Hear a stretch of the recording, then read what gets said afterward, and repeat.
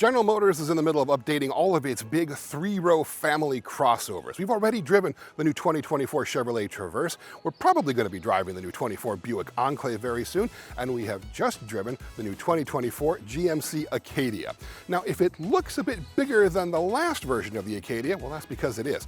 The Acadia is once again as big as it once was, and it's bigger than it just was. Well, what does that mean? That means that it actually shares a platform again with the Chevy Traverse and Buick Enclave, which means it's grown in volume and interior size as well. And we've come here to humid as hell, alligator-infested Hilton Head, South Carolina, to drive the new 24 Acadia. And here's what we think about it.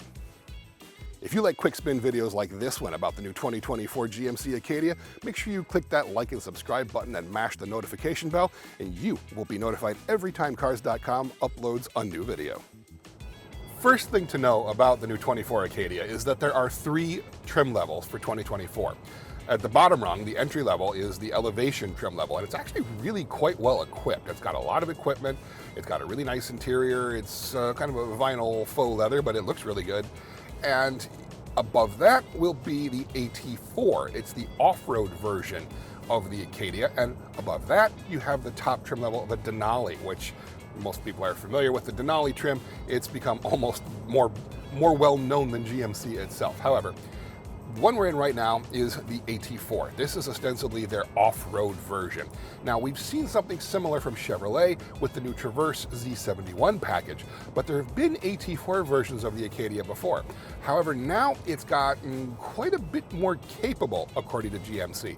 It's not just an appearance package like you see on so many other three-row crossover SUVs like this one, say like from Nissan or Volkswagen. This one actually does have a little bit of off-road capability to it.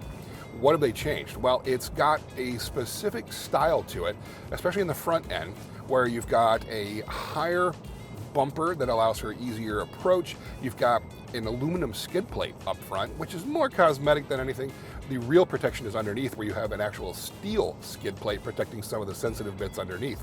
It sits about an inch higher than the rest of the Acadia lineup, so you've got a bit more ground clearance that way, and it runs on all-terrain tires that are a bit more aggressive than we've seen in previous AT4 versions of GMC SUVs. So you can also add in a special all-wheel drive system. There's an all-wheel drive system for the Elevation and the Denali versions, but the all-wheel drive system for the AT4 is a little bit more capable. So when it goes off-road, it's not really meant to go crazy off-road. You're not going to be scaling rocks or doing a lot of overlanding or running the Rubicon Trail. But if you're going to like a campsite on a really sandy track, or you've got a 2-track path to a woodsy cabin, this thing will actually get you there pretty easily. It also has 2 different off-road modes. Everything's got off-road mode, but this also has a terrain mode. Now, off-road mode changes things like stability control, slip angle. It allows you to have a little bit looser traction, believe it or not, when you're going off-road. That's kind of what you want in some situations, like when you're going through deep sand. You want to be able to maintain momentum. And when you put it in off-road mode, the AT4 will actually let you do that. The terrain mode is more of a rock crawling mode. It's a low-speed off-road mode, and it's meant to try and get over obstacles like moguls or even some smaller boulders or logs or things that might have fallen into your path. Now, nobody is suggesting that you're going to go and buy a new Acadia AT4 and head off into the mountains on an adventure like you would in, say, a Jeep Wrangler or a Ford Bronco. But this does have nominally more capability in terms of these off-road 3-row crossovers than we've seen from a number of other brands. One thing that all of the Acadias share, among them, all the 3 trim levels, is the powertrain. It's a 2.5-liter turbocharged 4-cylinder, and in the Acadia it makes 328 horsepower and 326 pounds-feet of torque.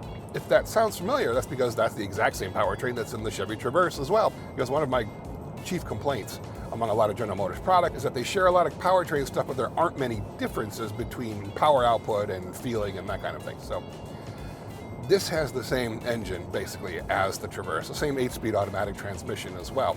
Front-wheel drive or all-wheel drive, depending on the trim level and the options that you've selected. How does it work? Well, that's what we're here to actually find out. This is the AT4 trim level, and we've also driven the Denali trim level as well. And they actually behave pretty similarly out here on the pavement. The steering, I think, is the one thing that I noticed the most, and that it's not great. it always feels like it's doing something, like it's dancing in my hands. Even though I have all the lane keeping assisted stuff turned off, it always feels like it's pulling or doing something that I'm not specifically doing. The on-center feel is not great. That's pretty much the only complaint, however, about the steering. It is progressive, it does provide feedback, it is relatively communicative. It's just that when you're doing a dead straight ahead kind of thing, you're always correcting it. It doesn't feel all that solid like it really should. The engine itself, the 2.5 liter turbocharged 4-cylinder making 328 horsepower, doesn't feel like it's making that much horsepower. It's reasonably quick. I wouldn't call this a slow vehicle by any means. It does get out of its own way, as they say, when you put your foot down, but it is also accompanied by a lot of noise. This is a very noisy 4-cylinder.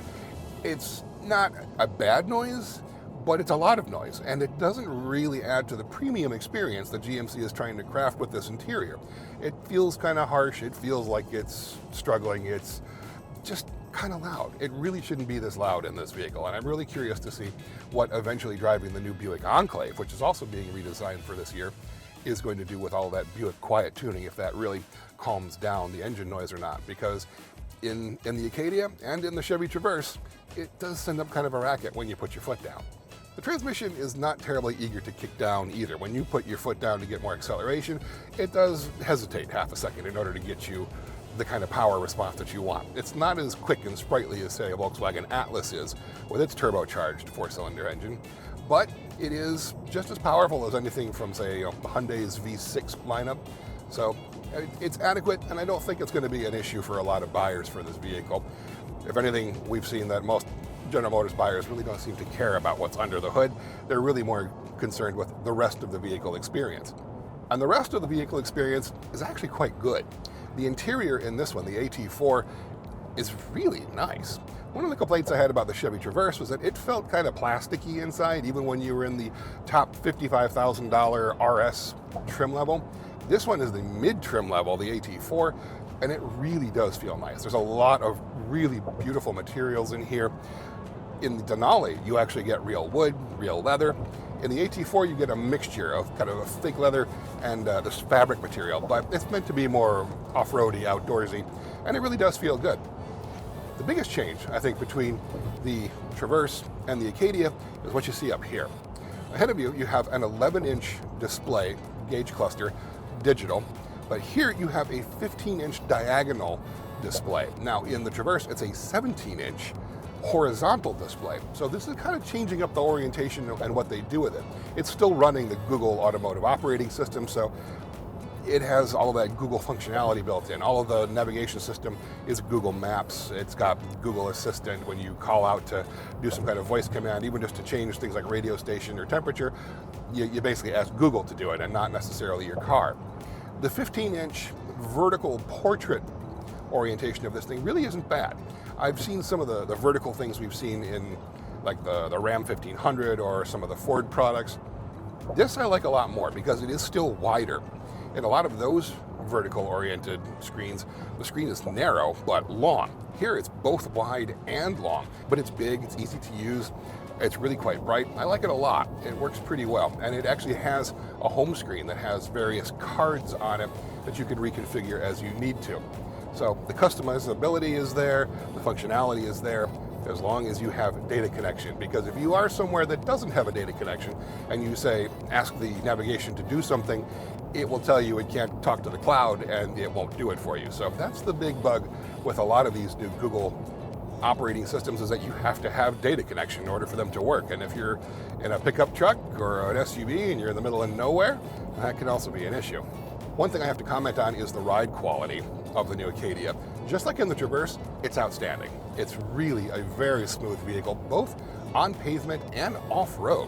One thing we noticed about the Traverse Z71 and the Acadia AT4 when we took them off-road is that it's still extremely smooth.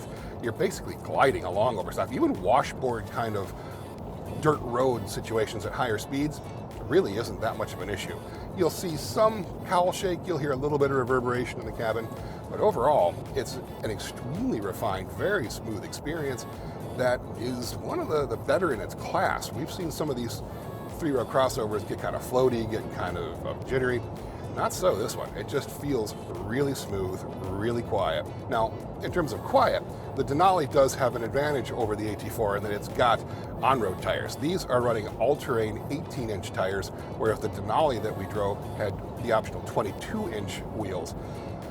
And the ride quality was fine, but the noise in here from these more off-road oriented tires is a little bit more than we would like. Some of that is the pavement, although it's really not that bad. But that's one of the things you have to consider is when you're looking at one of these off-road trims of any three-row crossover SUV, is what do those tires, those chunkier, knobbier, all-terrain tires, what do they do to the ride quality? What do they do to the noise as you're driving down a freeway at highway speeds? The Acadia is now offering GM's Super Cruise semi-autonomous hands-free driving system. And how it works is you have to see the little white steering wheel icon either in a heads-up display or on the digital display in front of you, and you push this button here, ba-bong, this turns green, and it sets the speed of whatever you've had it at. So it's basically like a hands-free cruise control. Now you still have to pay attention to what you're doing. You can't go off and read a book or have a nap. It is monitoring you to make sure that you are actually paying attention. That's one of the things that the GM Super Cruise does. But they've upgraded the number of roads that you can use Super Cruise on, like this, a basically 4-lane divided highway. Then they've also added things like 2-lane blacktop through rural areas as well. I'm not comfortable using Super Cruise in 2-lane rural blacktop where you've got people coming at you, where you've got people coming in from the sides. That's not really where I would even use cruise control. And I'm not going to use Super Cruise anywhere that I'm not using cruise control. Here, however, there are things like stoplights.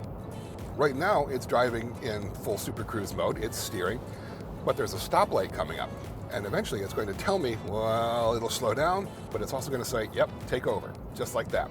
Flashes red on the wheel, flashes red in the dash, and you have to take over driving the vehicle. So it's not full self-driving like you've seen in some Tesla YouTuber videos, but it's one of the better hands-free systems, I think. So really, how does it feel? Well, frankly, it feels like the Traverse. It's not all that different in terms of the driving experience, the ride, the suspension quality, the steering quality, acceleration, power from this 2.5-liter turbo engine. All of it pretty much feels very similar to the Chevrolet. What you're paying extra money for is the niceness of this interior, the screen, the quality of the materials in here. These are a step up from Chevrolet. So overall, it's a slightly pricier version of the Traverse. I think it looks a bit better, and it definitely feels a lot better inside. And that's what the 24 Acadia is like to drive on just the quick spin that we've had here in South Carolina. We're looking forward to getting one into the Cars.com offices soon for a much more comprehensive test. Things like how well car seats fit, how much cargo can you fit behind that second row, what's it like to put kids in the third row. All that information and more is coming to Cars.com/news very soon, and that's also where you can find pricing on the new 2024 GMC Acadia. And if you'd like to know more about anything regarding the new GMC lineup for 2024, you can look all of that up at Cars.com/news.